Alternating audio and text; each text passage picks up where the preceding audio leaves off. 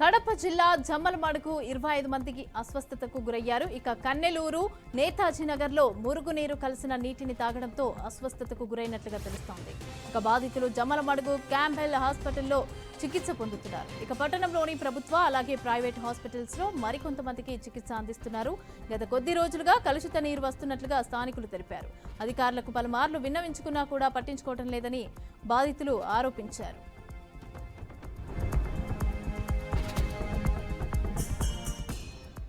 కన్నెలూరు గ్రామము కొత్తకొట్టాల జమ్మలమడుగు మండలము కడప జిల్లా.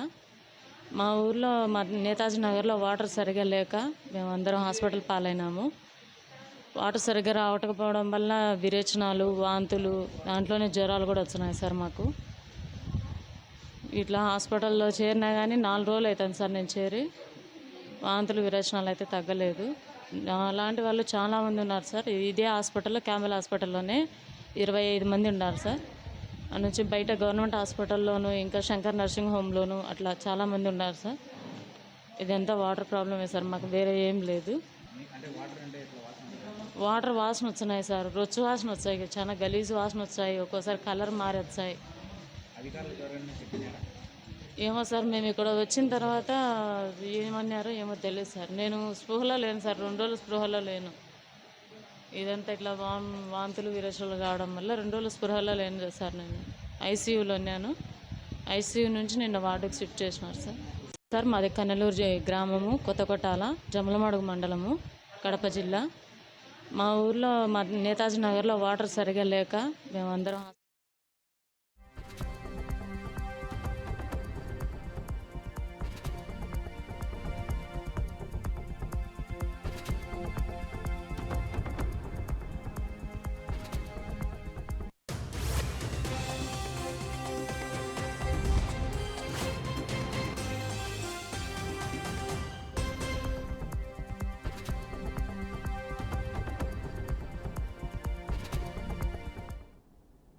రెడ్డిగా కడప జిల్లా జమ్మలమడుగులో 25 మంది అస్వస్థతకు గురైనట్టుగా తెలుస్తోంది. ఇక కన్నెలూరు అలాగే నేతాజీ నగర్లో మురుగునీరు కలిసిన నీటిని అయితే తాగడంతో అస్వస్థతకు గురైనట్టుగా తెలుస్తోంది.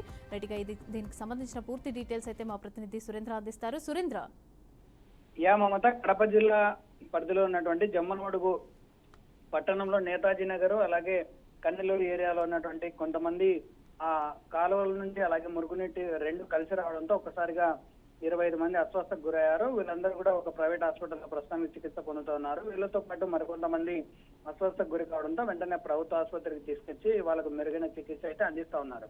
దీనికి ప్రధాన కారణం ఏంటంటే పక్కనే ఉన్నటువంటి పెన్నా నది నుంచి ఎగువ నుంచి నీరు రావడంతో వరద నీరు అంతా లిఫ్ట్ చేసి కిందికి పెన్నా నదికి నీటిని వదిలారు ఈ మధ్యకాలంలో. కాబట్టి ఆ నీళ్లు కూడా ఈ రోజువారీగా వచ్చే కుళాయి నీటితో పాటు అవి కూడా కలిసి రావడంతో ఒకసారిగా అవి కలుషితంగా మారాయి. వాటిని తాగినటువంటి వీళ్ళందరూ ఒకసారిగా ఇబ్బందులు పడ్డారనే విషయాన్ని అయితే ప్రస్తుతానికి ప్రాథమిక సమాచారం తెలుస్తా ఉంది. ఈ విషయం తెలుసుకున్నటువంటి జిల్లా వైద్య ఆరోగ్య శాఖ అధికారులు కూడా వెంటనే జమ్మలమడుగుకు చేరుకొని అక్కడ పరిస్థితిని కూడా పూర్తిగా దర్యాప్తు చేస్తా ఉన్నారు. అసలు ఈ నీళ్లు ట్యాంకుల ద్వారా వచ్చాయా లేదంటే బయట కుళాయిల ద్వారా బోర్ల ద్వారా వచ్చాయా అన్నదాన్ని ప్రధానంగా కనుక్కునే ప్రయత్నం జరుగుతా ఉంది.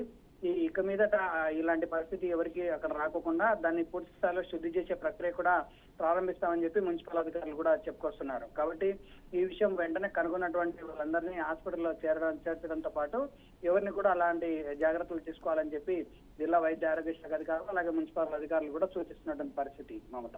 Right, thank you Surendra, thanks for the updates.